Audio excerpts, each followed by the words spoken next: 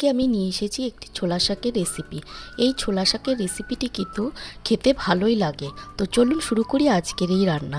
আমি এখানে কিছুটা ছোলার শাক পরিষ্কার করে ধুয়ে নিয়েছি। শাকের জন্য কিছু সবজি কেটে রেখেছি, আলু, শিম আর বেগুন।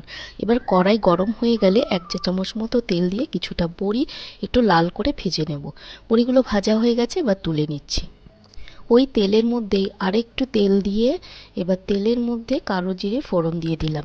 এবার কেটে রাখা সবজিগুলো একে একে তেলের মধ্যে দিয়ে একটু হালকা করে ভেজে নেব 2 থেকে 3 মিনিট মতো। এবার দিয়ে দিচ্ছি কিছু পরিমাণ চেরা কাঁচা লঙ্কা আর কুচিয়ে রাখা ছোলা শাক। দিচ্ছি স্বাদ মতো লবণ আর হলুদ। এখন ভালো করে নাড়িয়ে মিক্স করে একটু ভেজে নিচ্ছি। শাকটা কিন্তু একটু মজে এসছে। এবার অল্প করে জল দিয়ে 5 মিনিট ঢেকে রাখবো। 5 মিনিট পর ঢাকা খুলে একটু নাড়িয়ে নিয়ে ভেজে রাখা বড়িগুলো হাত দিয়ে ভেঙে গুঁড়ো করে দেব।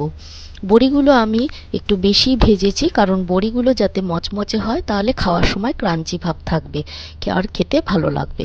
ছোলা শাকটা রেডি হয়ে গেছে। এই ছোলা শাকের রেসিপিটি আপনাদের কেমন লাগলো কমেন্ট করে অবশ্যই জানাবেন।